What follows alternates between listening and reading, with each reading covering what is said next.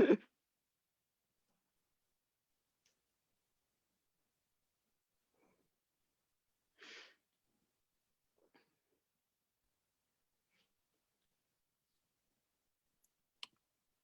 right.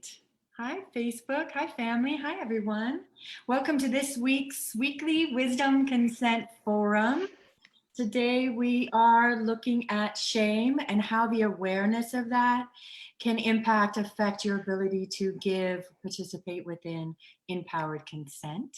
I am joined today by my gorgeous intimacy experts, Jayne, Natalie Kabenjian, and Orpheus Black. Say hi, everyone. Hello. Christina McCabe. Hello. Hello.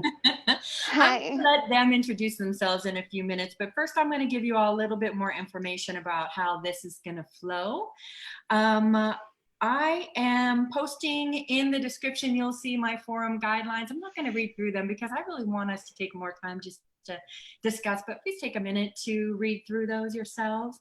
In the description, you'll also see a link to my YouTube where you can watch past forum clips. These forums are every single week. This is the second live Facebook. Yay!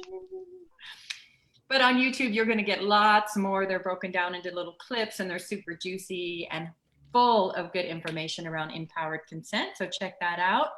And there's also a link to my website where you're going to get more in-depth information on all of these intimacy experts I have with me here, as well as myself, and what it looks like to work with them or me if you choose to in the future, if anyone's resonating with you. Like I said, I'm Christina McCabe, and I am a certified human potential and erotic blueprint coach, and I'm deeply passionate about empowered consent. Super juicy to me to create a consent culture conversation where when we hear the word consent, we get excited, we get inspired. We know this moment, we have infinite possibility and potential for healing and growth and deeper connection, desires met, foreplay, maybe even love. Oh my gosh. So that's what we're doing here every week. We are exploring different topics to give you tools and tips and insights and wisdom to help you use empowered consent in a way that really helps you to up-level your life and get your needs met, as well as to show up for those in your life that you care about and want to be able to hear deeper and better. All right, let's see. What I'm going to do is I'm going to open it up for my coaches to introduce themselves. Let's go. Orpheus. Hey, I'm Orpheus Black, and I am a 3-time leather title holder. I've been doing BDSM and kink for the past 20 plus years. I've been a professional in the BDSM community for over 20 years. I've been an educator for the past 19 years, and I'm poly and a Buddhist, and I love what I do. So I guess that's the pertinent information. And more information on where you can find Orpheus's website is in the description. So please go and check that out. Yes. All right. Natalie. Oh my God. Yes. Hi, everybody. I'm Natalie Kabenjian, she, they. I'm a pole artist, teacher, and somatic healer, as well as a pleasure embodiment and sexual intimacy coach, also certified in the erotic blueprints, which is one of the modalities that I like to integrate in my coaching. And I help people in partnership become erotically embodied and empowered in their bodies, and not only learn how to embody their desires, but then how to communicate and integrate that with their partners. And that's really the most delectably orgasmic dance that you could concoct ever. So orgasmic dance, yummy. Thank you, Natalie. Yeah. Thank you. Jayne. Hi there, I'm Jayne. I go by the title Trailblazer of Unabashed Badassery. And what that means is that I love to work with people who feel that shame and repression from their background is keeping them from being who they fully are. They're not able to speak up or create the life that they truly desire. And so I love to work with you to excavate all of the crap that's holding you back from being you so that you too can be a trailblazer trailblazer of unabashed badassery. I'm a certified erotic blueprint coach, and I have been studying with experts like Brene Brown, Dr. Joe Dispenza, and Alison Armstrong in the realms of shame, vulnerability, authentic relating, mindset, and relationships, masculine, feminine energy, and interpersonal energies between human beings. And forthcoming in a few weeks, I will be certified in queer competency. So that means I am ready to serve the LGBTQIA community in spades. And I'm really excited about that. I'm excited for you and them. Yay, everybody that's going to work with you. Speaking of them, I'm sorry, I meant to say my pronouns are she, her, or they, them. Thank you. Yeah, thank you very much. My pronoun is yes, sir. Yes, sir. Yes, sir. I'm happy to say that anytime. Yes, sir. So each of these gorgeous intimacy experts has brought forward today a tool, a tip, a bit of wisdom for you that is here to help you use your awareness around shame in a way to up-level your consent conversations. Each is going to take a moment to describe what they've brought, and then we'll open up the format to round table discuss what they brought, and it really allows us to expand on each person's tips and tools. And I will be monitoring the chat, so if you want to be involved, if you have comments to make, if you have questions for anybody, please join in and be part of the conversation. I'll make sure and get those read so that you can be participating as well. All right, at the end, we'll do a little resource round, and everybody will let you know a little more about what's upcoming with their workshops and events and things that you can join in if they're really resonating with you and you want to see what's next, as well as myself. All right, let's start with you, Orpheus. What have you brought for us? Actually, can I interrupt you? I forgot something. What's up? I want to back up. I forgot to ask each of you, what is your definition of empowered consent? What does that mean to you? And feel free, whoever wants to say. Knowing that. Go ahead. Thank you. Empowered consent for me is knowing thyself and knowing your boundaries, as well as knowing your flaws, because flaws are perfection. Thank you, Natalie. Orpheus, Monica, Jayne? Empowered consent is having the competency to explore your yes. If you don't know what you're saying yes to, then you can't be empowered. You know, we can all have the enthusiasm, the want, the need, and the desire, but if you don't have the competency, meaning the knowledge, skills, and/or abilities to explore your yes, then you really can't have empowered consent. So for me, it's really important for me to help people understand what they're saying yes to and ask questions about what they're saying yes to, right? And have the ability to say, can you tell me more about that? And really engage around the yes, right? To draw people out. What does that mean? I'm saying yes to this. Now, what does that mean for us? Where are we going to go? How can I expect more? Like really feel like it's something delicious, something that you can eat up and keep pulling more and more out of this individual so that you can feel safer and more comfortable, and your experiences will be much more erotic, much more tantalizing, because you're actively pursuing the yes. Gorgeous. Thank you. Yes. Yes, yes to all of the things. Like the tantalizing.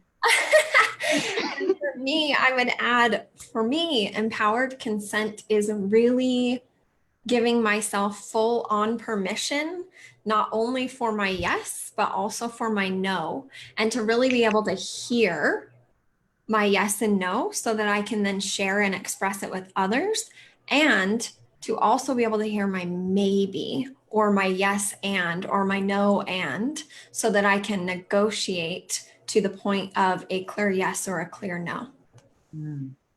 Gorgeous. Thank you. I'm going to add for that, for me, there's a mindful awareness of my needs and desires and where my emotions and my communications are coming from, that it's really truly my story and not others that I'm buying into or trying to be a part of that isn't in service of what I'm really desiring. And an ability to feel in my own body, my deep knowing, as well as to express it. Mhm. Being able to really communicate, yes, no, maybe, I need more here. What can I find out more, or what I need, or time and space, as well as laying out that nice red carpet, that open, compassionate, joyful space for another person's answer. Setting my emotions aside to be able to really show up and hear and celebrate another person's authenticity. I'm putting that in as well, as instead of only my own. That feels good to me. Yeah, I love that. What that brought up for me is the permission also to change your mind at any time within the parameters of the consent of everyone involved. Yes, thank you. Yeah, because moment to moment it changes, doesn't it? You know, and it's the giving yourself permission piece to be fluid in that journey, and not feel like, oh, well, because I said a yes or a no, then that means I have to stick myself in that particular box every time that thing comes up. So it's really just presence. That's the tantalizing part about that, is the presence piece. Mhm. Yes, I love the word tantalizing. My energy. I know. Thank you, Orpheus. Tantalize me, please. Thank you. Thank you. So then, if that's empowered consent, today we're exploring shame. What is shame to each of you? By definition, shame is a negative evaluation of self. You know, and when we talk about self, all the things that comprise self, like your motivations, your wants, your needs, your desires, who you are as a physical being and also a spiritual being. So anytime you have a negative evaluation of those things, the things that comprise you, that's usually a type of shame. Okay, and that's the one that most people experience. Oftentimes, shame is learned, it is taught, it is cultivated by other people who are looking to control you by you giving you a negative evaluation of yourself. Most female-bodied individuals experience this at a very young age when they flip up their skirt and they're like, "Huh, everybody, you know, I'm showing everybody my body," and they're like, "No, don't do that. That's bad. You're not supposed to do that." And they learn that my body is bad. Now I have a negative evaluation of myself. It's not that this is an appropriate time or this is not the way in which you display your body. No one goes and sits down, or very few people take the time to sit down and have that conversation with a very small child. But it's very important for us as parents and us as authoritarians and us as people who are guiding others to realize that what we say can give a person a negative evaluation of self, which will be internalized as shame. Thank you. Wow, gorgeous, complete. That feels really good. Natalie and Monica, Jayne, how would you describe it? Same, different, more? Definitely a yes and. Mhm. For sure. The negative evaluation piece really does strike a chord. And the thing that came up for me was a diminishing and starving of one's sense of self and desire. Definitely. Yeah, I agree. And the part that I would reemphasize is it's typically it's inspired and catalyzed. Shame is inspired and catalyzed by something external telling you that you're not ideal, you're not perfect, you're not doing something right, there's something wrong with you, some form of rejection of some form of your expression, whether that be energetic or something you say, something you're wearing. Shame is catalyzed by stuff outside of you, and you internally create that shame. You can take what they say and move towards shame, or take what they say and do something else. Mm. There's a real sense of personal responsibility in what you're saying, Monica Jayne. Yes. Mhm. So Yeah, and the first time I heard that about emasculation as well, I know we're not talking about that today, but the first time I heard that about emasculation, I was like, that's bullshit. An emasculating behavior is an emasculating behavior. But really, it's the choice of the human being emasculated, whether or not to take that personally, internalize it, and turn it into the feeling of emasculation, or in this case, for this form, shame. Mm. And just as quickly we can, come, not just as quickly, maybe, I don't want to say that. There's a lot of different journeys of coming out of the shame, but that also is a personal process, personal responsibility, and personal choice. Mm. Empowered. Empowered. Mhm. I want to give a little bit of a different view that I've been playing with. I've been playing with really paying attention for my own practice to these negative, I'm quote unquoting, these negative emotions that we experience in this human life that we're living here. And shame for me, if we're bringing awareness to places where I have shame, can point a couple of things out for me. One, am I in my personal integrity? If I'm feeling ashamed of something, is it because I'm not aligned with who I want to be and how I want to be acting? Or more likely, generally, though I've had that one, am I buying into other belief systems and perceptions or others' ideas of who I should be or how I should be acting, and feeling that I'm not living up to those? And if that's the truth, then what do I want to do instead? Mhm. So to allow, I'm not sure I understand the question. Can you rephrase or give it to me in a different way? What don't you understand, Orpheus? I think I just missed a corollary. I'm not too sure I got the exact. Yeah, I was saying that shame for me can also be one of those negative, I'm quote unquoting, those negative emotions that can be really beneficial and useful if we are paying attention to why it's there. For me, shame can be a signpost. Am I buying into other people's belief systems instead of my own? Do I need to bring awareness to how I'm acting in my own integrity or not? So it's a signpost to explore, bring some curiosity, and roll down the road with, and choose then with that personal responsibility, how I want to move forward. I'm going to say this. I think that there's a process around shame, right? If it's a learned behavior, that means that someone gave it to you and you've taken it and internalized it. If you didn't take it, internalize it, it wouldn't be shame. We wouldn't even be having the conversation, right? So if it's something that's easily left behind, no problem. But if what is being attached to the vehicle, your body, your image, the way society perceives you, the way this family perceives you, the way we understand you, that's always going to stick to you and you can't shake it off, right? Because it's what I think other people are thinking about me. It's really not what I'm thinking about myself, it's what I think other people are thinking about me. So it also attaches to your ego. Your vanity, yes, all the worst ego. parts of us, right? Those are the hard parts to scrub loose, right? So is it a signpost? Yeah, but it's a signpost indicating that there's some indoctrination happening. Right? Exactly. There's an indoctrination happening. Someone is trying to control you using these things. Keep your dress down.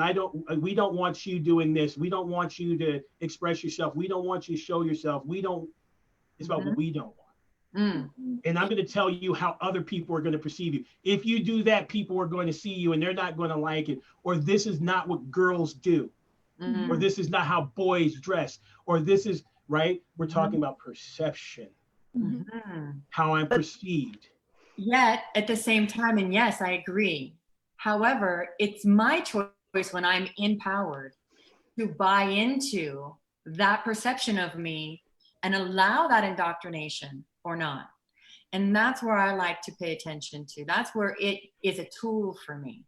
If it's coming up a lot, I can then point to, wow, I have really fucking, Facebook. Wow, I have really bought in here. Right? Yeah. Yeah. The depth at which we attach is great. But again, we're talking about two processes. You know, when we're talking about on the other end as adults or as a sentient individual or fully functioning individual, someone who is capable of realizing myself and realizing my indoctrination and saying, I don't need this and I want to make a change, then yes, you can use it as a measure, right, of this thing, and I can better examine what's happening. But what we can't do, and I just want to set this for the audience, it's already happened. Once you realize shame, it's already there. Once you feel it, once it comes up, it's already there. You may not even realize it until it happens. Carl Jung talks about archetypes emerging upon contact with a social stimulus or a cultural norm or a certain social catalyst. I may not know that I have shame around a thing until a situation happens where I get to experience it again. Right? This thing that raising my dress, and maybe I'm at school and somebody raises my skirt and it's like it triggers that thing from way back then. Maybe if I wasn't taught to feel shame about my body and someone flips up my skirt, I don't feel anything about it. It's just my legs. It's just my clothing. Yeah. Right. But upon emergence, when we confront that stimulus, that's where it reemerges, and that's where it causes a trauma or a psychic fissure or even a privation, as Freud would call it. So we want to make sure that we understand that it's not just once I realize it, it's someone triggers it. It's a landmine that was buried there and explodes as soon as someone touches it. Right? That could be quite a turn on, though. Right. You know, Exactly. you know there's a landmine there, and it's like any moment it could just give off. Like, whoo. I love it. I love it. That's a whole other way of looking at it. Yeah. So then when it does go off, though, that's what I'm talking about. And I love this. So when it does go off, if we are in our power, if we are in our consciousness and a mindful presence of self, then what do we choose to do with it? And once you realize you have choice, I'm sorry, go ahead. Oh, I was just saying, lift your skirt anyway. I think the thing is, here's what people overlook. When you realize that you have a choice, you now have power. That's it. That's it. I have a choice to default into a behavior or not. Yeah. When we acknowledge the choice, that's why I say I don't work with shame right off the bat.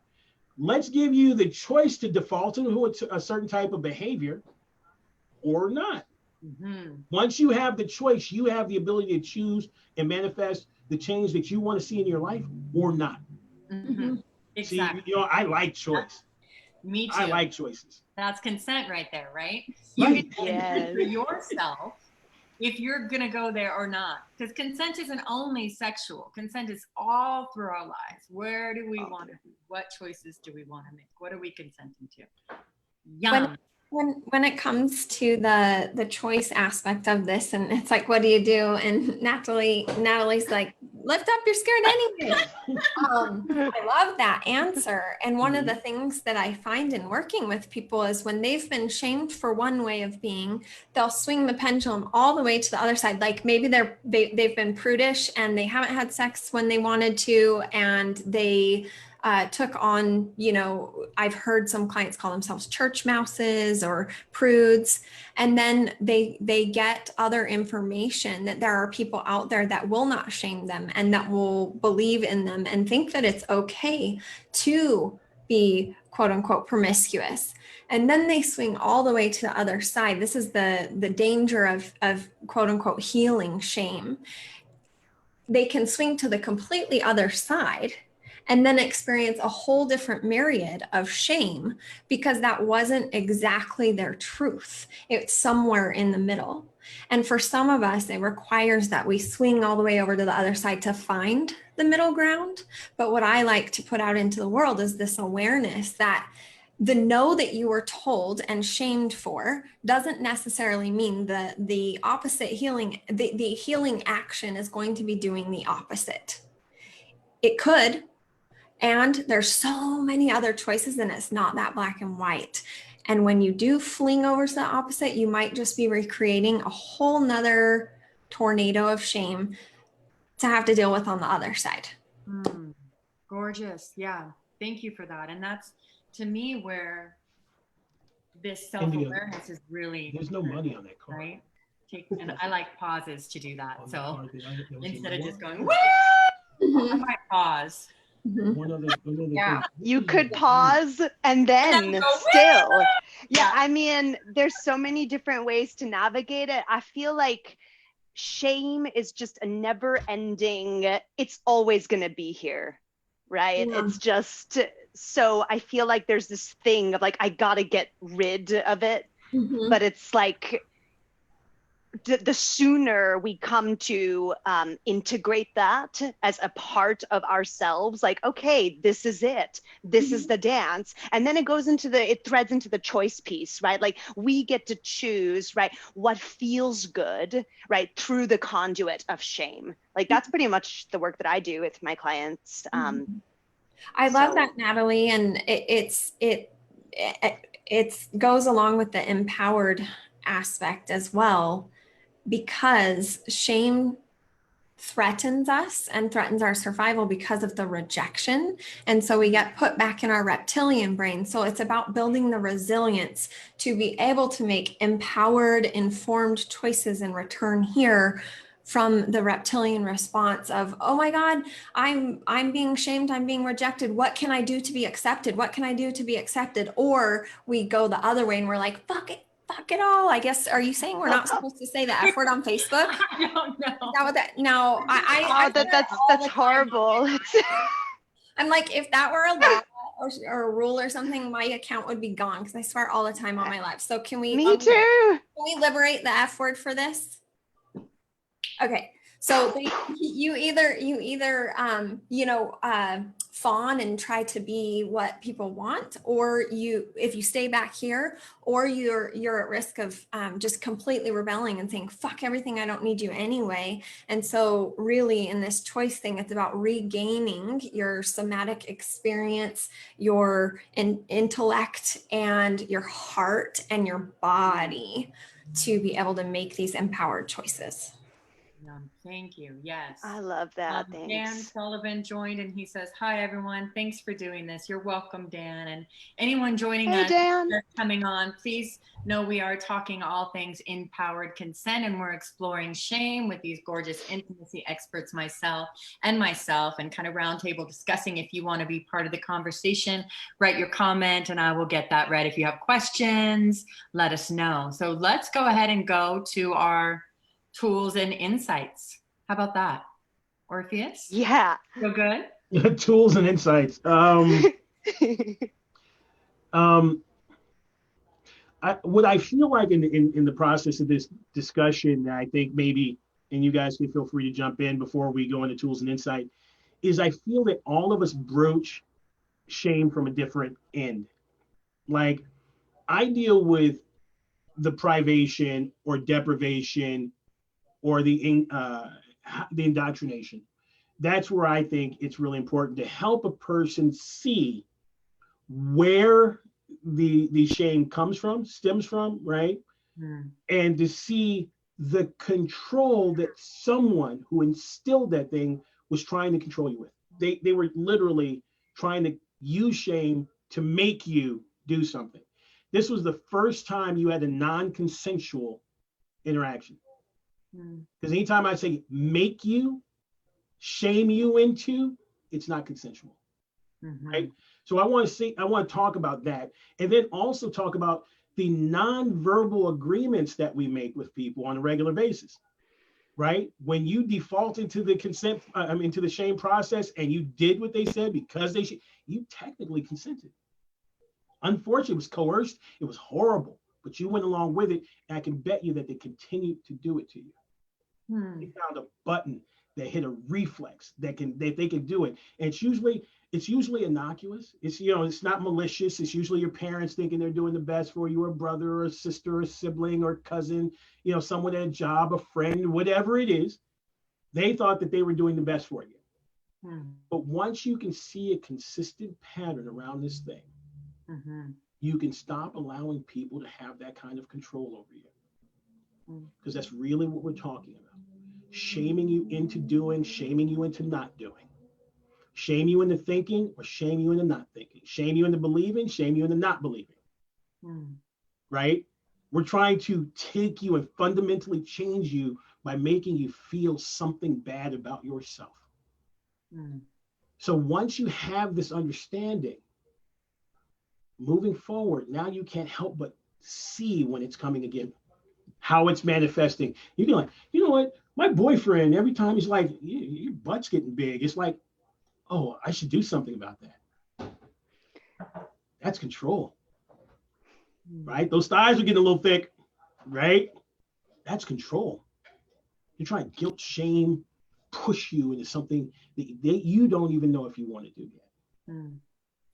I like it because in the beginning, and you know what I've been saying as I'm advertising this is we're bringing shame to the table today because we're trying to explore how the awareness of shame being present affects our ability to give empowered consent. Right. And that's exactly what you're talking to, Orpheus. And when we just talked about what is empowered consent, there's this real knowing of self. There's a real presence available, real mindfulness that has to be also present to be able to navigate shame in the way you're talking about. Exactly. You And have so to be present to that that's occurring and that you are choosing to continue in the process of that shame pattern with this person, with society, with family, with yourself now. It's right. Non-consensual consent. That's what it is. It's non-consensual consent. If you're playing along with it and now you're aware of it, I've shown you how it comes up. I've shown you how it manifests in your life, and you're still allowing people doing this to you. It's non-consensual consent. You're going along with it. You don't want to, but you're going along with it. And I'm saying that now you have a choice. And the number one choice that we always have is to opt out. You can always opt out of the process. You do not have to stay in, continue a conversation, hold ground, hold space, move forward, continue and engage in conversation. You can always opt out. And that is the hardest thing for people to do, in my opinion. I say, just get up and leave. I learned this from my wife. My wife says, you're the dictator in your own life. You allow people to talk to you. When you want to shut up, get up and walk away. When you don't like what they're saying, get up and walk away. And people go, but that's rude. Yeah, but they're being rude to you. Get up and walk away. Don't receive the indoctrination. I want to Don't put in receive here though. the negativity. You can just, like Wonder Woman, deflect it. You just deflect it. Like, yes and no. Yes and no. I want to it. say yes and no. Go for it. I want to put in there the understanding that after years and years of this indoctrination, we begin to often pattern ourselves that way. And especially if we're talking in abusive relationships. We didn't talk about But when you're talking, if you're talking about, you're different. but it's essentially what you're saying, in my opinion. If somebody is shaming you in a relationship over and over and over again, and you are believing it, and your worth is going down and down, self-worth and down because of that, that is essentially an abusive relationship, mentally, emotionally abusive. I'm gonna give you some pushback on this, because go ahead, I love it. Yeah, so it's okay. Thank you. The area that I'm talking about is here in the past, childhood traumas, maybe up through teens. And I'm trying to tell people that they have a choice and that they're being controlled, so on and so forth. When we're talking about feeling negative about yourself, right? There's a degree, a spectrum. We're talking about very early indoctrination, people trying to convince you to do something that they think is best for you, not necessarily what you think about yourself. When a person is deriding you, dehumanizing you, trying to make you feel less than, trying to oppress you, trying to keep you down, it's a very different thing. Okay, it's a very different thing. Okay, right? So you're talking about early indoctrination. I'm sorry? You're talking about early indoctrination. Yes, that's what I deal with, is early indoctrination, right? And we're talking about passive, we can also even classify as passive trauma versus active trauma. And the way, when I'm doing work with people, we can always do that. Everybody does active trauma, what someone did to you. Passive trauma is what someone didn't do for you, right? When someone didn't help you, when they didn't ask what was wrong, when they didn't save you, when they didn't call the police, when they didn't, there's active and there's passive, right? Same thing around this shame. There's active shame where someone's like deriding you, trying to make you feel horrible, and they're riding you, and there's constant pressure to just push you down. And then there's this other one where they're active, they don't really know what they're doing. That's the type of shame most people experience, right? Someone makes an offhand comment about the sex you just had, and now you kind of feel uncomfortable. They didn't mean to oppress you. That's more of the type of shame that we experience over a longer period of time. You know, if you go to Catholic school, right, and they give you this constant beat, you know, over and over about what you should, the type of sex you should have, when you should have it, who you should have it with, right? That's the type of pressure we're talking about, or the type of pressure I'm talking about. But when you want to go into another thing, I think it becomes something different. Okay. That's a whole Yeah, I different kind of misunderstood conversation. then. But when you talk about then Orpheus, and please, Monica, Jayne, and Natalie, jump in here anywhere. We can just keep talking. I just love it. So if you're talking Thank you. about getting up and walking away, but you're also mentioning the shame you're talking about is that early indoctrination. As adults now, then it's about getting up and walking away from yourself then that you're talking about. And that's not as easy. Well, let's talk about like this. I'll give you an example. Does that make sense what I was saying though? Yeah. Or to me it did. I'll give you an example. It made sense. Okay. I was listening to a conversation at a restaurant before COVID, of course, and the guy says to his partner, you know, if you would just get a little smarter, it'd be so much easier to talk to you. I can't imagine saying that to somebody. Thank you. Right? I'll go and get smarter. You know what I'm saying? Like, I'm gonna give him the benefit of the doubt and say he didn't mean to say it the way it came out. He's frustrated and flustered, and something came up. But what that other person did was like, well, I don't understand. You know, what do you mean? I think, you know, I went to college, I'm smart, and can you tell me more about this? Really? I'd be like, excuse me, I'm done with this conversation. It's over. Done. I'm gonna get up and walk away. I don't need to continue to receive this information that I disagree with. But when people use this type of language, when they use this type of approach, this form of manipulation, this type of control, and you sit there and continue to endure it, they think it's okay. You didn't get up and leave. You didn't protest. You didn't opt out. I want to put in another option because I like that. The option he said, the option that you said, and then from what I heard earlier, there's another option according to Monica Jayne of like, just because they are shaming you consciously or unconsciously, you don't have to hold on to and eat that, swallow that shame, right? Yeah. So you could get up and walk away, or you can get curious. Where'd that come from? Wow, okay, let's explore that. Which is what I might have done just out of curiosity. Who knows? I wasn't there. So, but there's so many options. And I think that's why we're here. That's why I brought us together, just to bring it together a little bit. It's so that we can, those of us that are helping people work through shame, even come into the awareness that that's what's happening for them. If any of you out there listening or watching this are relating at all, you know, it's about coming into that awareness in the first place. That's what's happening. And you have choice, right? So all of you have invited you here because you work with people with shame. And the invitation is to bring forward some insights, some tools to help them navigate that when it comes to consent.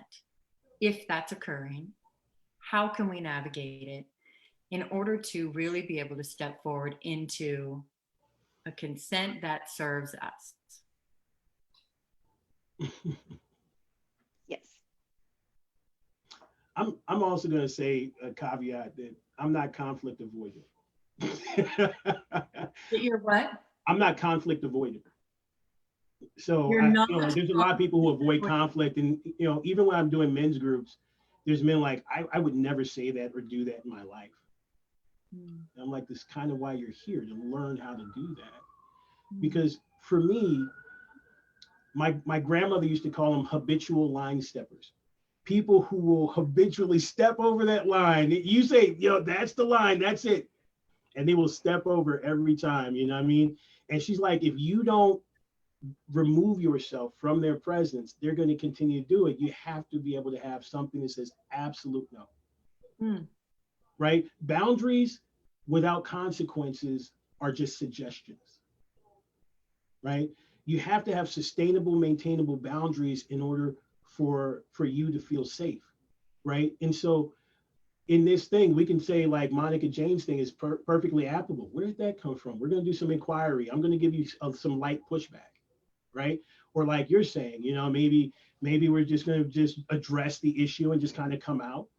But for me, I always work from the worst case scenario back, because that's always the hardest one to do. Right? Sometimes the most important thing is just getting up, just leaving the table, call an Uber, go home. You know what I mean? Because I won't allow anyone to make me feel uncomfortable. I don't do anything that I don't want to do, and I don't deal with people who I don't want to deal with. But it took me a long time to become that person. Yeah. Right. And again, too, you can't work on your problems if people keep giving them to you. If you got 50 problems, you work on one, somebody gives you another one, you still have 50 problems. You have to be able to say, when is enough enough? Right? So I turn it off personally. I try and help other people turn it off. Just stop receiving it. I'm curious, That's Orpheus. so quiet. I feel so uncomfortable. That made me curious. It's the shame. You made me It's curious. the shame. Shame. That made me curious, because it's easier for me to get up and walk away. Those of you watching that know me, you're all my personal feeds. So a lot of people watching know me. And I have a very forward, very strong voice. And I'm like, no. I walk away. So it's actually less comfortable for me to sit down and do further exploration. And sometimes it's more healing for me, and I gain more, grow more, and it benefits me personally more to do that. Now that's my choice in the moment. I'm already strong at walking away. So that's my consent. I feel like Natalie keeps wanting to jump in there. I'm like, there's so many things that are percolating for me, and it's just a matter of like, what's wanting to be said, like through me, right? So I want to, like what Monica Jayne was talking about, like the scale, right? Of like, okay, you're the church mouse, and then you have to go and be the provocateur, right? So I used to be the person who would walk away all the time. I'd be like, I don't like this, I'm going away. Okay, go away. Then it turned into the other end of the spectrum. The more I became like a leader and a teacher, I was like, oh, okay, no, I have to be here.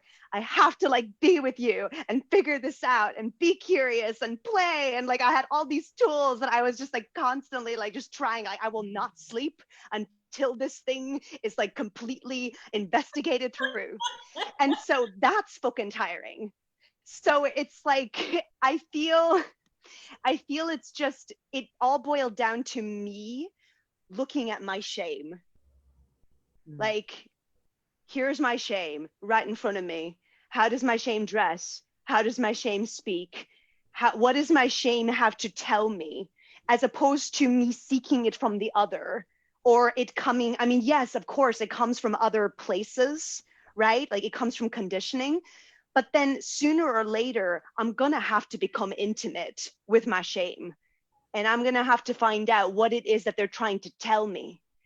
And then through that message, I'll be able to discern whatever the situation is this calling? Do I really want to put this energy towards trying to investigate it and explore it? Or, you know what? I love that you shared this with me. Thank you. And I'm going to go over here. But thank you for the rad revelations. And then that's it. I think what you're pointing to is the tool of discretion, and a lot's coming up as well in here as as we keep discussing. Attachment styles definitely come up, and avoidant attachment, I'm just gonna say fuck everybody, I don't need you, and run away. And then insecure attachment, I'm gonna grovel and like do everything I have to do in order for you to love me again. And there's other ones in between, and all kinds of terms out there now for the different attachment styles. But what I feel, so it could be your attachment style that's having you, run away or stay at the table or get curious. And discretion is, I remember when I first learned about discretion. So I grew up as a Catholic girl in a Mormon area just outside of Utah in Wyoming in a cow pasture.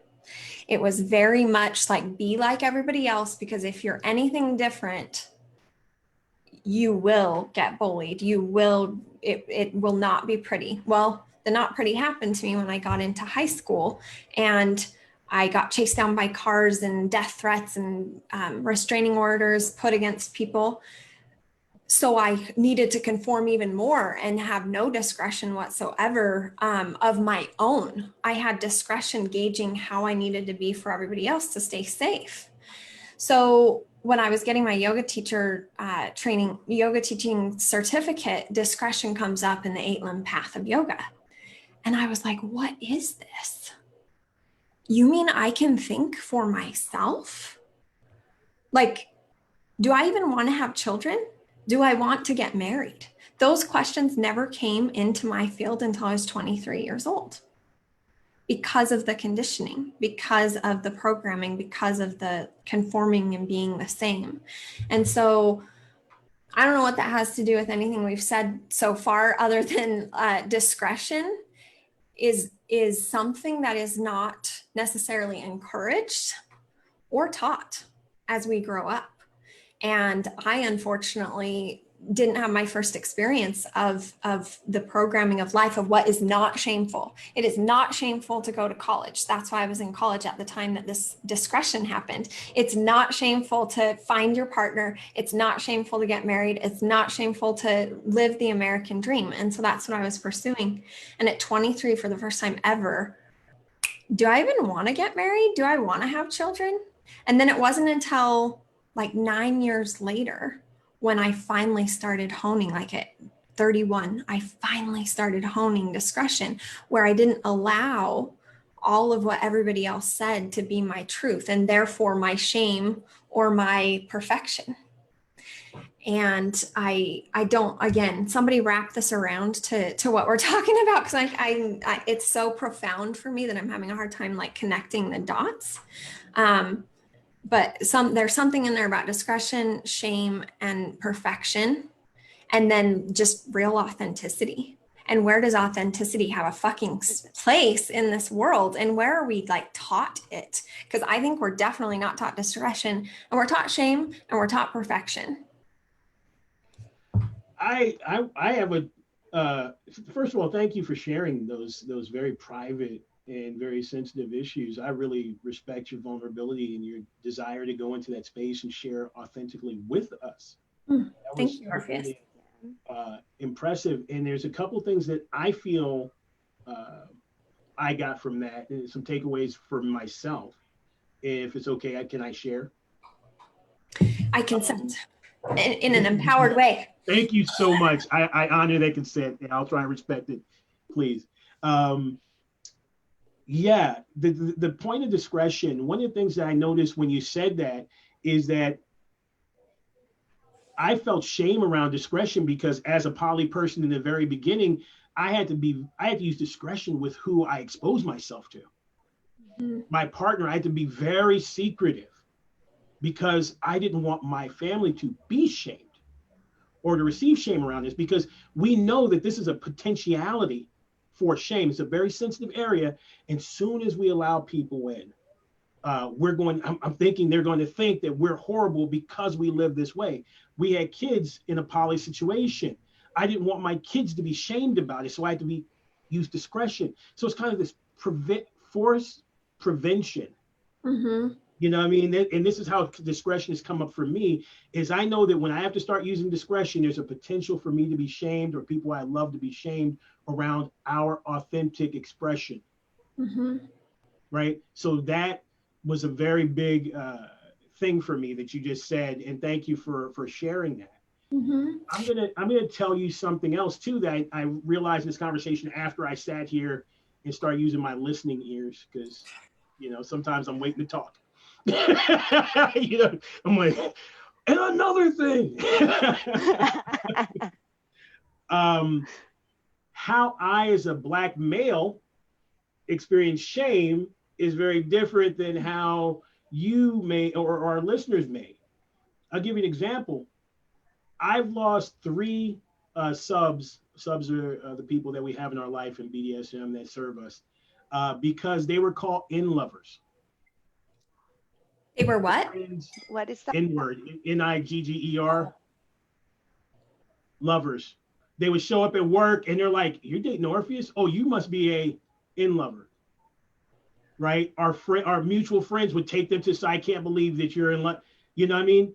And they shame them and shame them and shame them. And the stress from having to suffer through this constant barrage of shaming was too much. And in 2 cases, I had to let go because of the suffering that they were experiencing for being white women with a Black man. And we're talking about in the 2000s. This is still happening, right?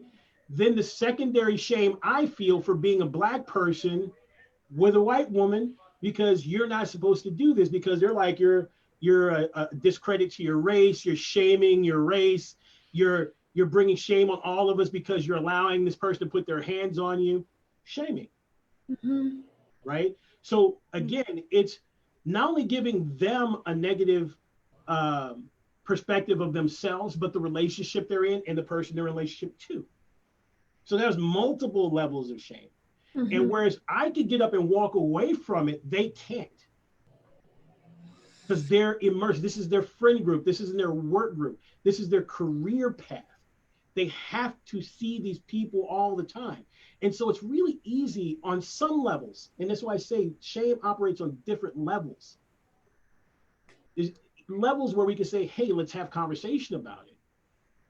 But how do you have a conversation about that? How do you not just, I don't want to hear it, right? Or how do you convince somebody that they should do something, be something, think something different? How do you go to war with them every day, right? And then come home and then feel that, try and leave that behind, right? So we have to remember that I think that the thing that I'm getting out of this is that the way we experience shame is different and to different degrees. And like you said, how people deal with it can swing from one side to the other really, really big, right? But there's sometimes where the shame is intentionally to keep you compliant.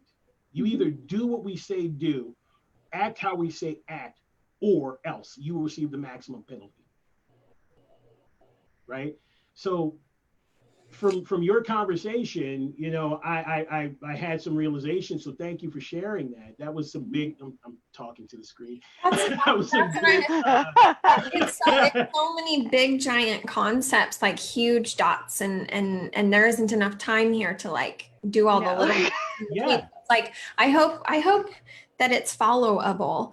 And from the last thing you just said, the other theme that kept coming up as you all were dialoguing for me was power dynamics, because there are most certainly areas of life for different people, and especially more marginalized people, where there are power dynamics that they do not have choice. They cannot have discretion, and they have no control over.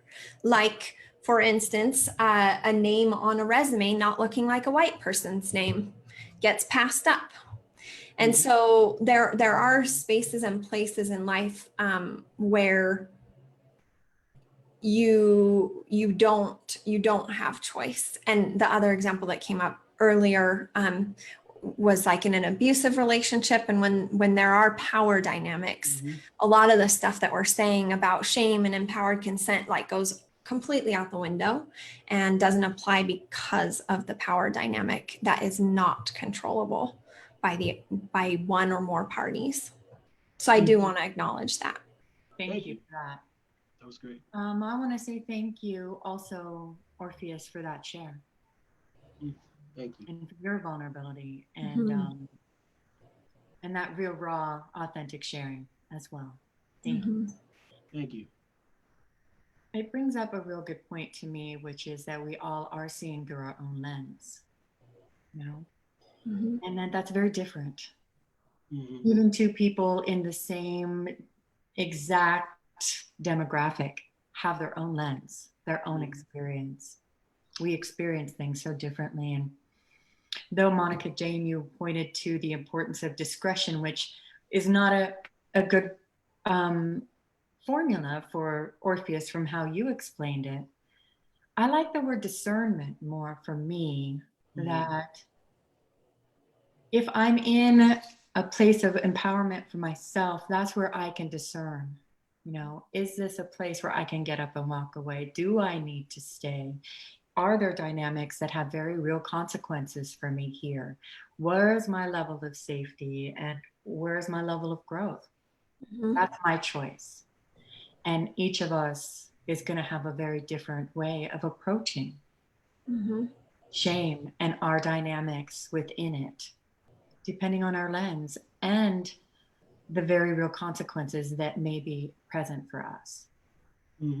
I love that you brought that up, Christina, because that is the term that I meant to say, discernment, not discretion.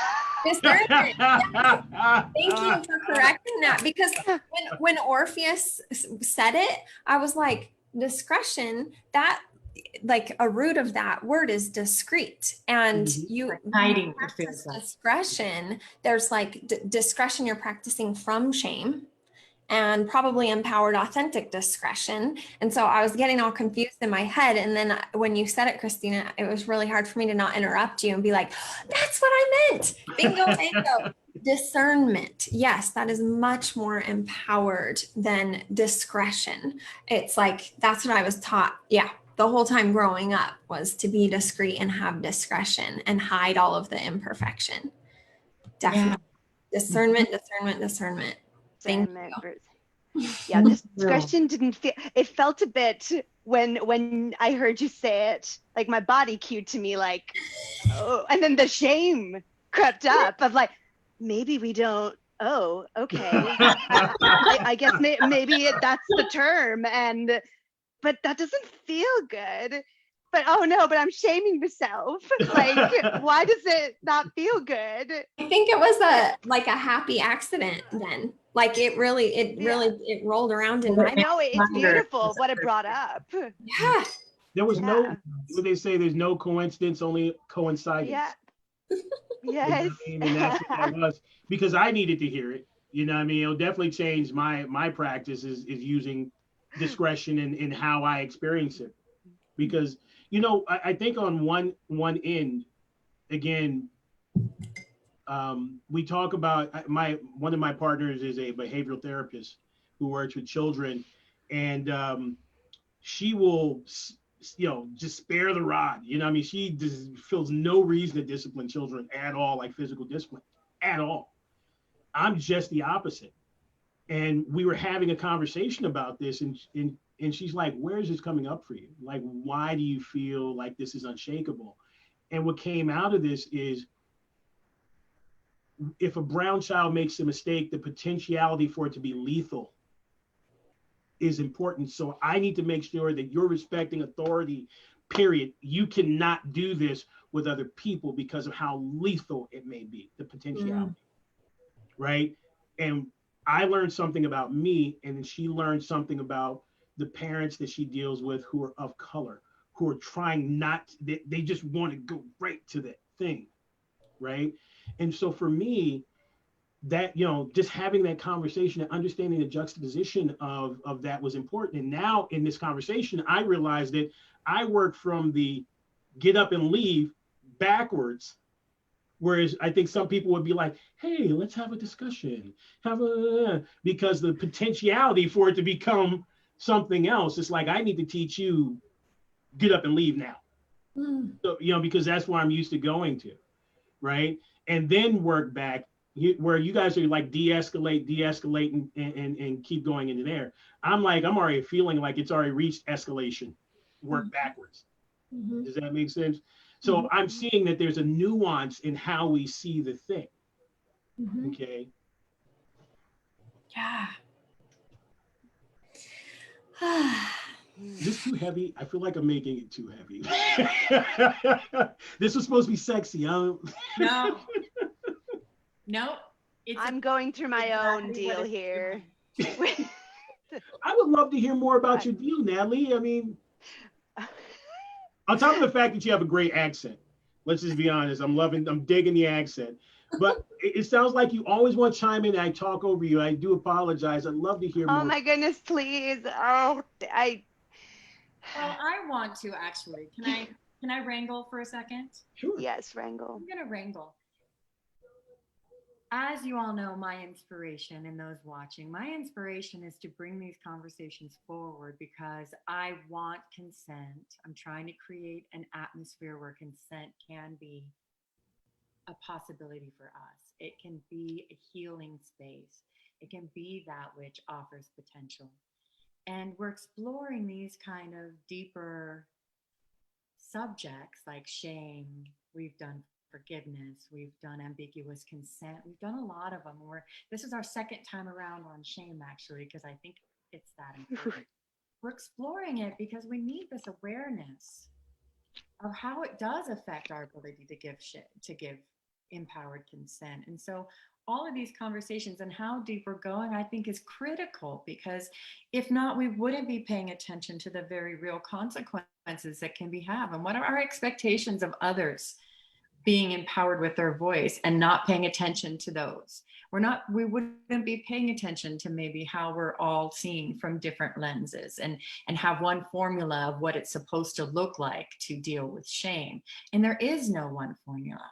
That's why it's empowered. Each of us in our own power get to decide for ourselves what that looks like, what we need. And that may be very different from moment to moment, time to time, situation to situation, depending on our discernment, right? What we need. For me, it's important not only this awareness, but for us to be offering our participants tools. Now, we've kind of just done a lot of discussing. I think it's been extremely valuable. And so I want to let that be beautifully in its perfection. And I also want to see, after all of that, are there any tools? You don't have to stick to the ones we talked about before. Are there any tools that are coming up for you now around what we've been talking about that people watching now or in the future could use when they're facing their own shame, when they're facing discernment? I have a bunch coming up, but one that came up early on was Brene Brown popularized the difference between shame and guilt. And the difference is that shame is an I am statement and guilt is I did. So I am a bad person. I did a bad thing. And so some people, like Orpheus was saying, don't even realize that there's shame there until there's a triggering event. Right. And my invitation is, let's not have to wait for those triggering events, but rather recognize it before the triggering event. And so the triggering events definitely are gifts. And how can we recognize it without having to go through that? And so recognizing the voice in your head and the I am statements and what follows the words I am. Like Orpheus said, it's an indoctrination. If you are indoctrinated, now you are /I am. So I am a bad person. I am a slut. I am a whore. I am promiscuous. I am an asshole. I am a jerk. And you can begin to notice, like, I am bad at time management. I am not good at career. I am. And so the tool would be to notice your inner dialogue and what are the I am statements that you are saying to yourself, or even saying out loud to friends jokingly, oh, I'm such a douchebag. I'm an idiot. And notice the level or gravity of those beliefs rather than discount them, because a lot of the time we'll go, I'm silly like that. I don't know how to match my clothes together, or whatever the statement is, and we laugh it off. But giving yourself the time to look at what are the I am statements that I'm making, and they're not all going to be from shame. Like, I'm gorgeous, I'm beautiful, I'm amazing, I'm a good mother, I'm a good sister, whatever it is. And see where there is and isn't shame for you. And then ask yourself what that part of you that believes that really needs. And perhaps, without having to go through triggering events that show you what I am statements are full of shame for you, you can give and nurture yourself with what you need without having to go through that other turmoil or tumult. Beautiful. And when someone tells you something, this is probably a prime space for you to notice. When someone's giving you feedback about how they feel about something you did or said, and it's wasn't favorable for them, are you saying, I spoke in a way that hurt that person? Or are you saying, I am such a jerk? And if you're habitually in the I am zone, then definitely reach out for support with someone who helps with becoming, with the word unabashed just coming up because I use it all the time because this is, like what I do, helping you de-shamify yourself, and get into that more empowered space where you can recognize the act rather than objectify yourself and indoctrinate yourself into the I am zone. Gorgeous. Thank you. That's one of like 15 that came up. So I'll be quiet for now. I'd love to add to that if I could. Would that be okay? Oh, yeah. Because I find that so valuable. I would add for myself, what's been useful for me is to really become familiar with what shame feels like in my body. Mm-hmm. So that if I find myself in that space, I can take that pause to come into the awareness. That's where I am right now. And that's where I'm acting. Am I acting from that place? What's the story around that? And then go through all that you just talked about. Mm-hmm. That embodied feeling, that knowing, feels really important for me because it allows me, as I'm walking through my day, busy doing this, that, interacting here and there, doing everything, to really to have that innate awareness in a deeper sense. It's going to trigger for me that awareness that allows me to step into a mindful space and then choose where I want to be acting from. I always like to merge the two. I love polarity work, especially plugging that into the body itself. I mean, we've got these flesh vessels that we're in, and they hold such wisdom for us to tap into. I feel it's our responsibility to, to really come to a radical acceptance of the unlovable and the lovable part. So if I were to take two opposing statements, right, like I am quiet and I am loud. So I am quiet. Where do I feel that in my body? And then if it's in my chest, I felt that in my chest, then I start moving that area in my chest. I am quiet, really allowing myself to feel that quietness. Okay. And then it goes into, okay, I am loud. I feel that in my, am I allowed to say it? My pussy. I'm not going to hold you back on I that. think you just did. I said it. Okay, fine. All right. So I felt that in my pussy. I felt that in more of like my pelvic region as well. So then I moved that. I live in the loudness. I live in the bigness, the boldness. Then I come back to the quiet, move that. Then I come back to, so that I keep playing with that. I keep going back and forth, back and forth. Sometimes I'll even have opposing music as well until I feel one. So now I'm quiet and I'm loud, and that's okay because that's what makes me me. That's beautiful because we can be shamed for either one. You're too Yeah. quiet. You're too loud. Let's integrate it. Yeah. Beautiful. Yeah, I love it. Thank you, Natalie. Thank you. I like organically coming up with tools. After all that good, gorgeous discussion. Well, with a bunch of experienced folks who've been working in the realm of shame and empowerment. It's beautiful. Orpheus, do you have something that feels important to bring forward here? I think the one that I would like to offer, just that's an easy kind of takeaway, is this idea that in order to have a breakthrough, you have to shatter a perception.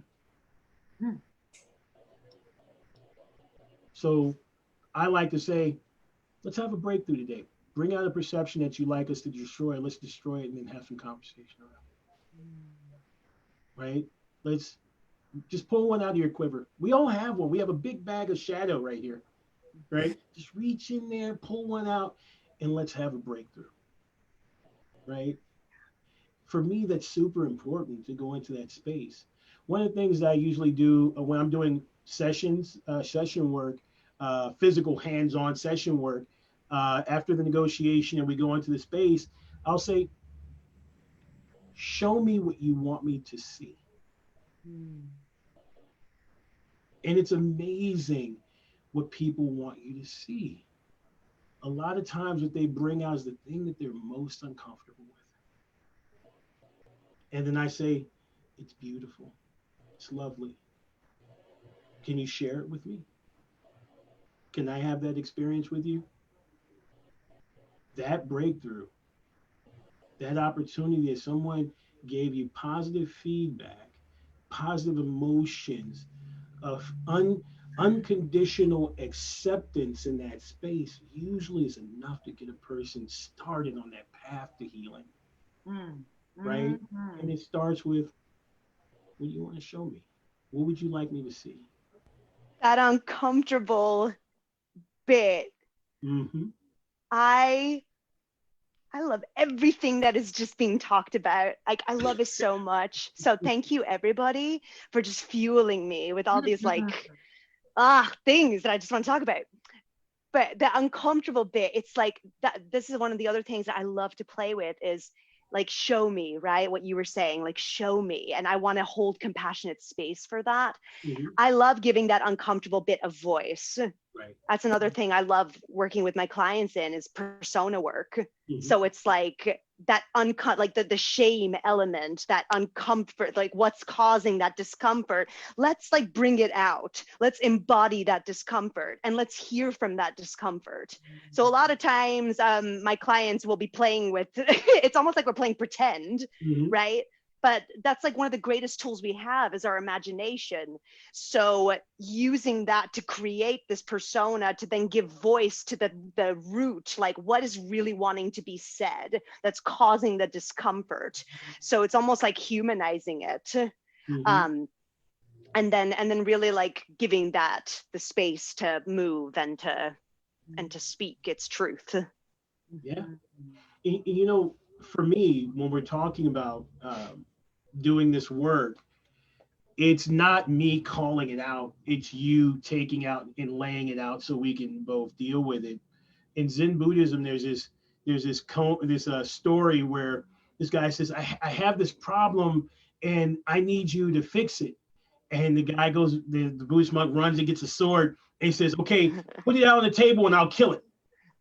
And he's like, what do you mean it's in here? It's like, well, this is something for you to do. You need to bring it out. You need to manifest it, and we can work on it, right? But there's no quick fixes.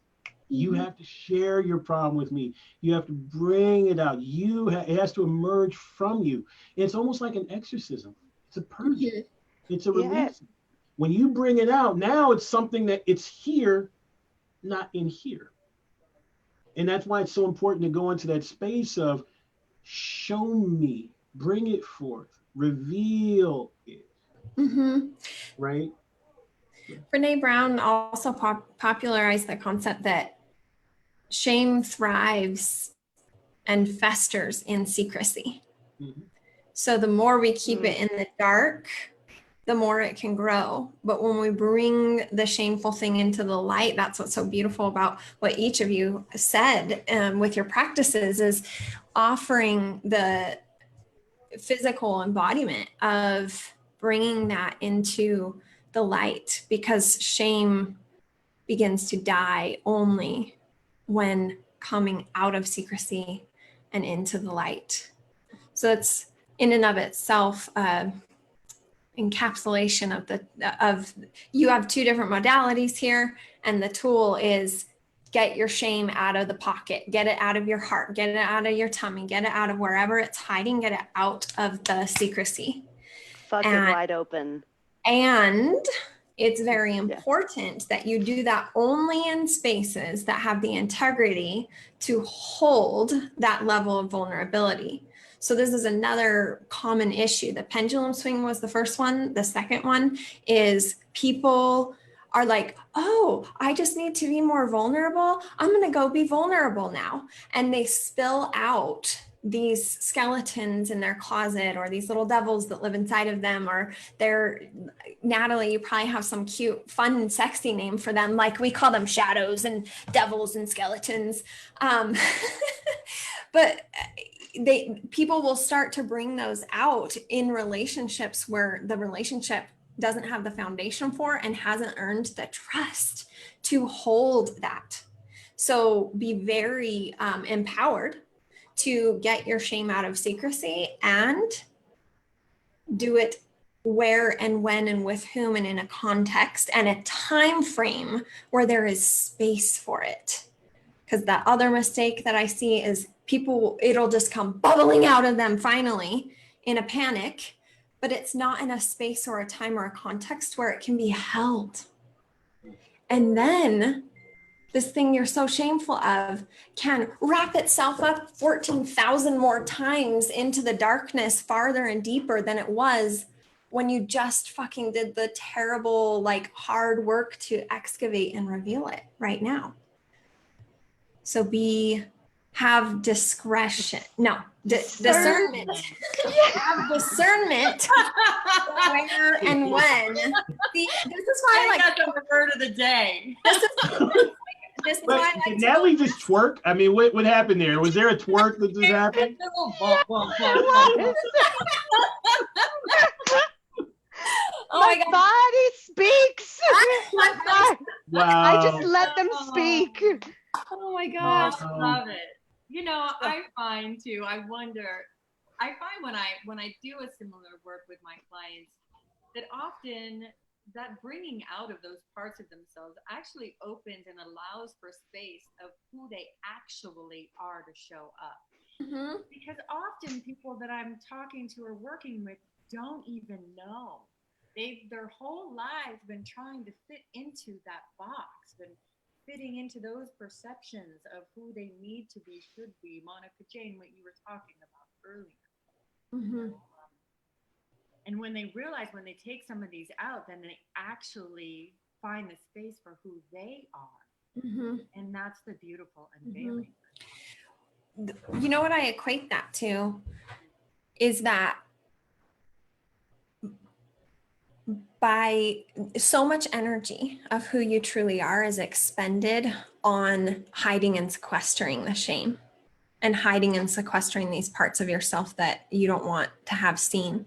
And so you can't, like if you think about it as like binding something, like holding something tight so it can't squiggle and it can't escape, and you're using all of your energy or most of your energy on that, when you finally let it go,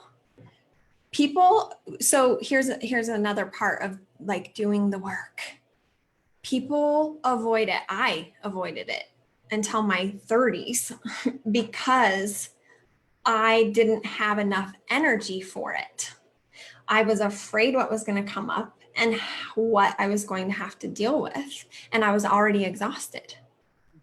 But what actually happens, and I read it in books and heard other people say it, and I was like, fuck you. So maybe you're saying fuck you to Monica Jayne right now, because that's what I would have said to me 10 years ago.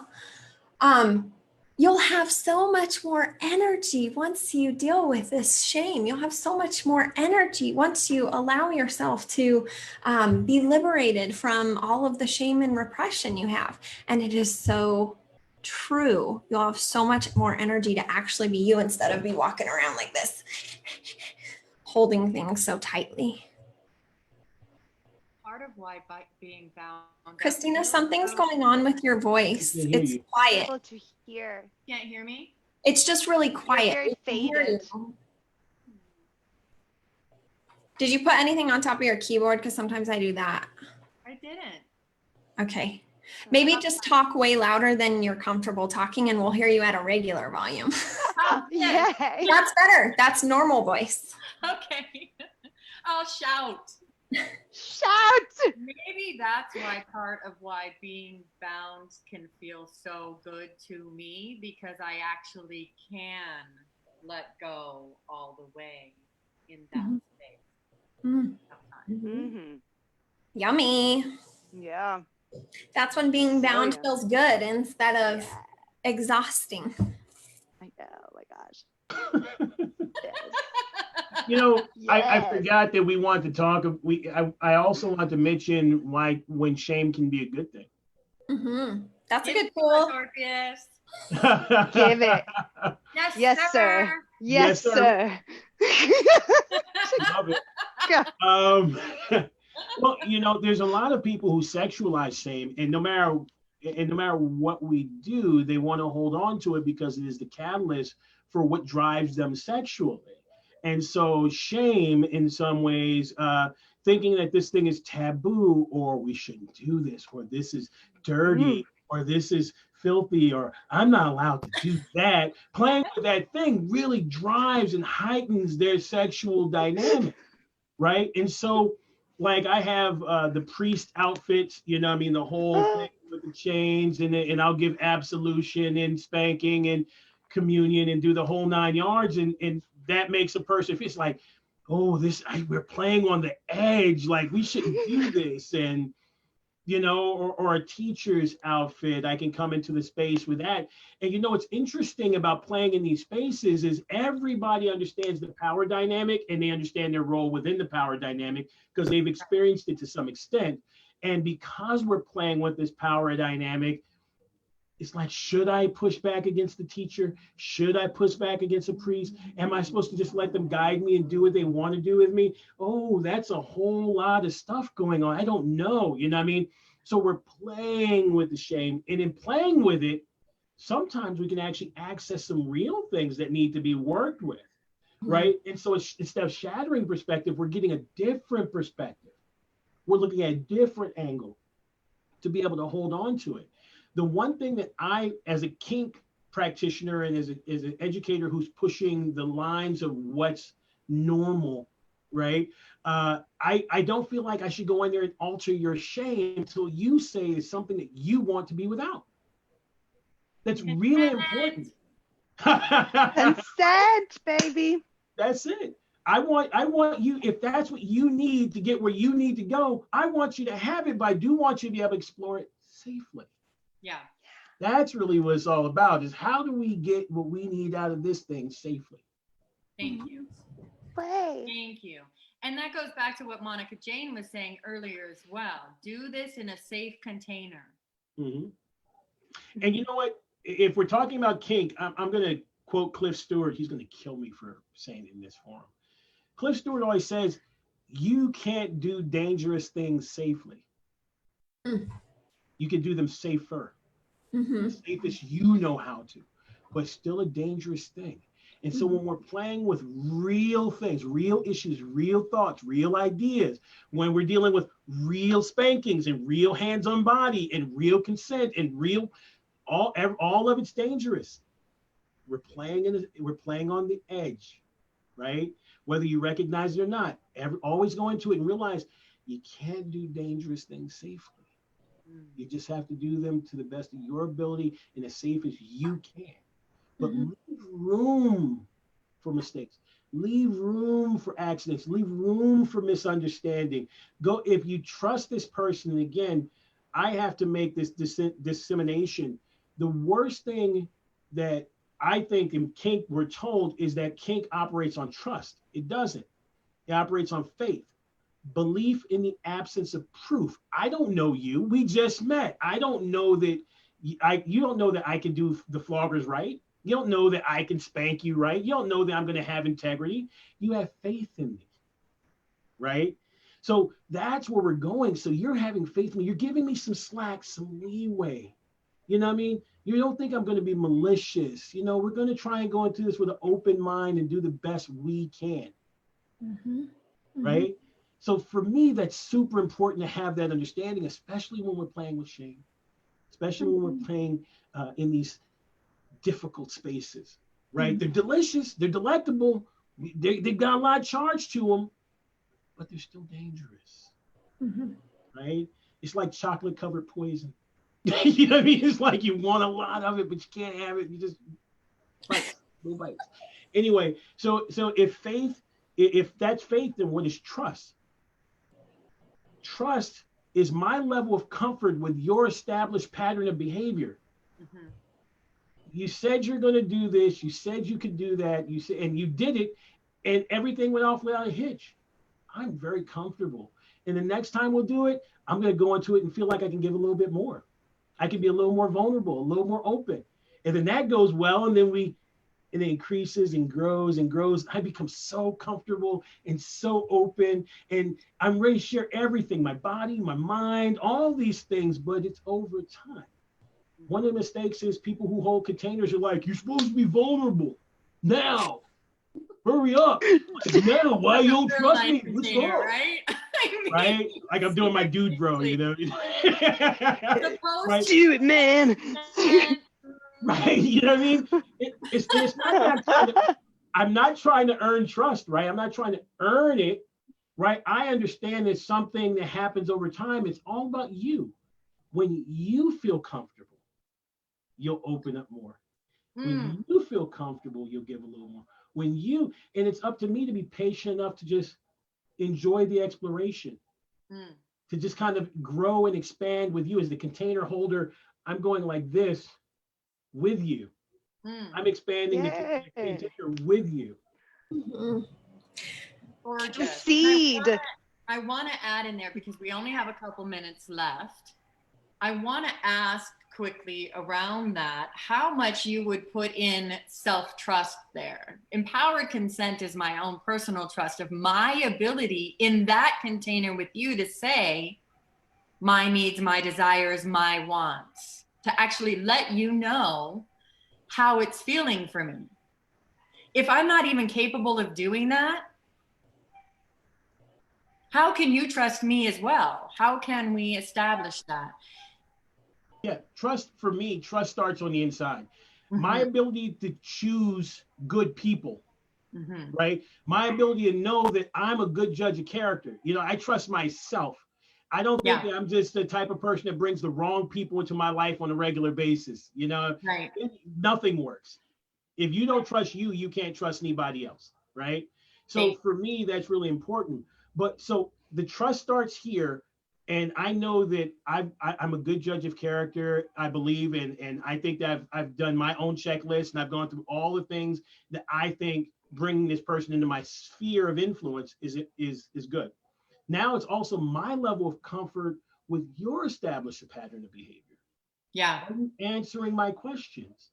You know, when we negotiated, were you speaking up and asking questions? Were you talking about your wants and your needs and desires? Do I feel like you are giving me that you have a good grasp of consent? Do I feel like you're capable of saying no? In my negotiation processes, I always like to say, is there any reason why you think that you couldn't say no? I like when a person goes, let me think about that. I like that process, introspective. Yeah. If somebody goes, no, nothing at all, I'm like, Yeah. And Let it land. you know, because we're at time, I want to just get any final insights or landings here from everybody as well around what Orpheus was just saying, or a general conversation around shame and empowered consent. So this is the wrap up of the topic, and then we have one more thing to do after that. I know we're right at time. Can you all stay a couple more minutes, or do you have to jam? I got a couple more minutes. I'm good. I just wanted to make sure I was following the directions. Yeah, let's wrap this up for everyone that's watching. We've been exploring shame and the way it affects our ability to give empowered consent. We've also been talking about what empowered consent is and what shame is. Trying to get a couple of just real landed insights or things that really hit for our experts here, our speakers. And then we're going to take a moment to resource roundtable, where each of them and myself are going to give you a little bit more information around how you can work with us if anything here has resonated with you and you want to move forward to get that empowered consent that you're seeking in your life. Awesome. So we're on final thoughts round. Yep, final thoughts. Where to begin? Final thoughts. Discretion was the biggest takeaway that I thought was it. Yeah, I know it was an accident. Discernment and discretion. Excellent. That was excellent. That was my. I think that's something that requires a lot of examination and something that doesn't get brought up in the topic around shame or consent, and its role, how we use it in avoiding or reducing ourselves for the benefit of others or for the perceived benefit of others. That was the big takeaway for me, and I'm going to have to really delve into that for myself. Thank you. Thank you for your vulnerable and real exploration of that with us, Orpheus. Very appreciated. Mm. Natalie, Monica, Jayne. I always want to sing your name, Monica Jayne. Monica Jayne. Please do. It's a great voice you got there. I'll go. Let's see. I totally had something and then I said I'll go and I'm like, where'd it go? Oh, I know. So today we're talking about how shame affects our ability to give empowered consent. And for a final thought, I'd like to talk about what happens when you've overcome, healed, elevated, integrated, whatever you want to say, your shame to the point that you are now able to speak your yes or no, or yes and, or maybe, and be clear. It's one more thing I want people to be aware of, a mistake that I find that throws people back into their shame spiral is you say it and you don't get what you want or what you expected. People don't respond favorably. And then you tell yourself, see, this is what I was protecting myself from the entire time. Or you get into an entitled zone and say, I haven't spoken up for myself my whole entire life, and now I finally did, so you need to do what I said. What the hell? Do you know how hard it is for me to speak up?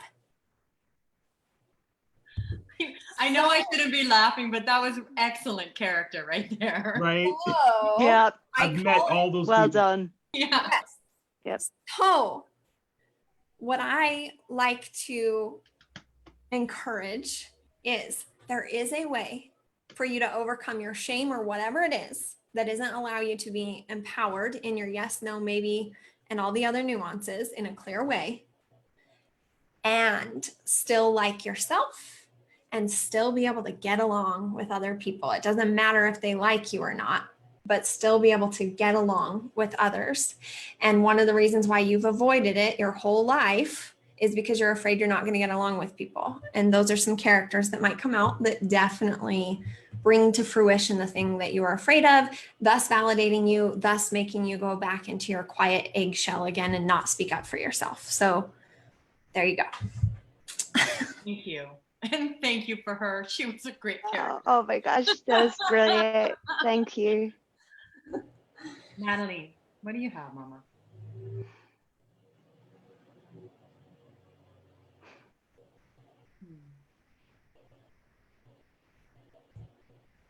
I have way too many things, and I don't know how to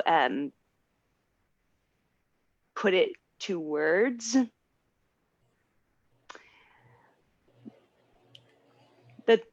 The thing, so shame, the more you bring the shame, I feel like we were talking about this, the more you bring your shame to light, the more you unveil the curtain, I feel the less of a charge it'll have, and the more freedom you'll be able to cultivate.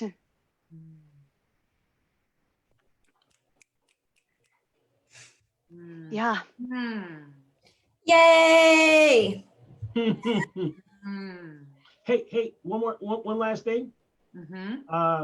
Once you have choice regarding your shame, you can choose how to use it or not to as well.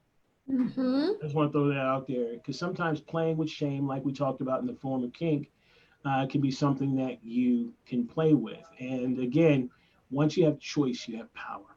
And really get to the point where you have choice, and then you can take all these other paths. You can do a Monica Jayne path, or a Natalie path, or a Christina path, or an Orpheus path.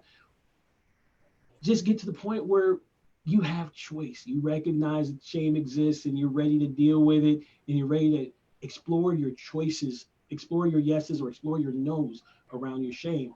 And then find someone to help you hold that container and really delve deep into it, with no attachments to a preconceived idea as to what should happen. There's no shoulds, okay? There's what you feel you want to do with this thing that you have. Gorgeous. Thank you. I want to just land a couple things. Every single time, almost every one of these, I have to land the pause. I think pauses are powerful. Give yourself permission to take a pause, to really feel into what you need in this moment. And I want to land the discernment. We each have our own lens. We get to decide, once we have that awareness and that choice, it gives us the empowerment to discern for ourselves how we move forward.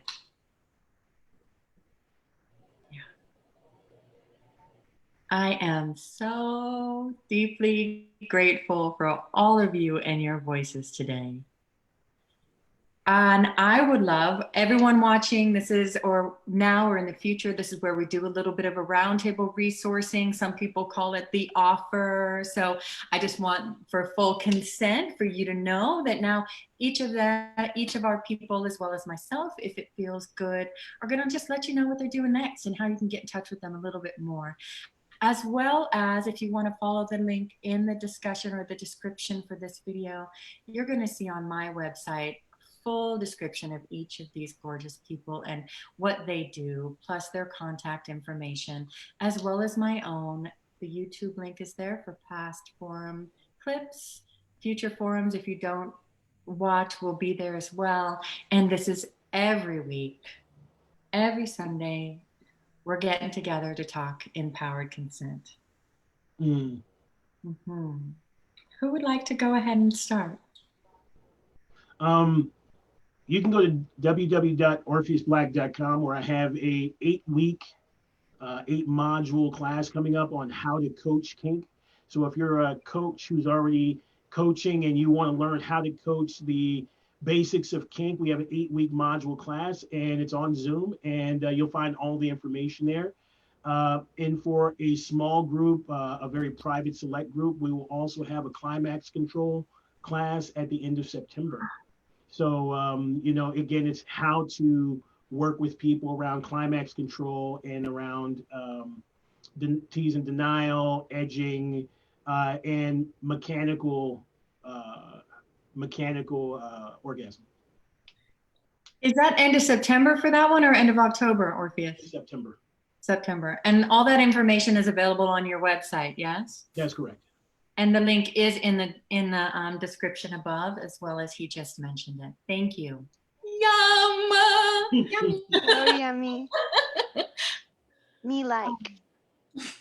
Me too. For me, I would love to offer everyone here an opportunity to go through a 6-step process that I created where you get to become aware of and excavate all of the shoulds and shouldn'ts that you were given. And so you would go to Monica Jayne, it's MonicAJayne.com/more, MORE. And that page is actually full of a bunch of goodies for you. I specifically want to direct you to the 6 steps for knowing what you want. And I would recommend from this forum going through those steps with the topic of shame on your mind. And so it's going to guide you. It's a free access 6-step do-it-yourself workshop. And it's going to take you through recognizing what you learned about shame, the shoulds and shouldn'ts, who taught it to you, does it serve you today, does it not serve you? If it doesn't, what's your new belief? What are you replacing that with? Giving yourself permission to live that new life, and then going out into the world with some action steps to put that in place and revolutionize your life for yourself. So I think I kind of just listed the 6 steps. So Monica Jayne, JAYNE.com/more. And that's free for now. If you're listening to this after October or maybe even September of 2020, that is going into a paid program that you can access through my website as well. So hopefully you can find it if you're listening to this in the future for the paid for version. So get it while it's hot, get it while it's complimentary. I liked when she said revolutionize yourself. Oh yeah, it's a total revolution. Wow. One of my core values of my company is conscious rebellion. It's not about anarchy. It's not about swinging around on the pendulum to the other side. It's not about fuck you. It's about what is my conscious rebellion to revolutionize. Nice. Thank you, Monica Jayne. Thank Her you. website is in the description as well. Natalie. It's so interesting, Monica Jayne, that you talk about conscious rebellion, because one of the terms that my students and people who've reflected to me in general has been a conscious, compassionate rebel. So I am a conscious, compassionate rebel, and what I'm truly passionate about is unleashing the fierce freak inside of all of us, because we all have it, and the more peace we make with it, and the more we cultivate our own badass brand of pleasure and use that pleasure, that turn on, to be our GPS for how to live our most radically magical lives possible, it is important to feed the fierce freak inside all of us. So right now, I work one-on-one, like I'm just taking one-on-one clients. So if you are interested in contacting me and just continuing this dialogue too that we've opened up with shame, it's polewithsoul@gmail.com. And my name is Natalie Kabenjian. Website is in the works, so that's probably going to be a thing too by the end of the year. But yeah, polewithsoul@gmail.com. And that's SOUL, right? SOUL, yeah. Yeah, POLE. Not that. Thank you for that clarification. I always am sensitive to that because I have a Y in Jayne and people can't find me. So spell it out. Yes. SOUL, soul, your soul. Because it's all about coming from your soul. So yes. Can I just land how yummy that name is, by the way? Pole with soul. Woo! It's brilliant. My clients do have a choice actually in their adventure. If they want to incorporate pole dance into their journey, then yes, like I definitely, pole is one of the most healing, most empowering tools that has definitely helped shape me in my journey in terms of coming here to where I am now. So gorgeous. Thank you, Natalie. Thank you, everyone, thank for your you. offering. I also coach one-on-one. I am super passionate about finding out what empowerment means to you and helping you get there. The whole journey. What's in the way? Where do you want to be? How do we get there? I'm really passionate about helping you find a way to speak your voice. Consent, right? But not just consent sexually, in all areas of our lives. What aren't you saying? What do you want to say? How do you want to be heard? Who do you need to hear you? Are you hearing yourself? What aren't you listening to? So it's an exploration, and it's very personal for each person. My website's above. I offer free consultations. If it fits in my schedule, y'all, I'm very busy, so reach out. Let's try to get a one-on-one together. I am just so grateful for all of you for being here with me and for staying that extra minute. My love to all of you and to everyone watching. Thank you. Thank May you. the day be pleasure-filled and empowered. Yay! Yeah, Bye, baby. everyone. Bye. Bye-bye. Goodbye.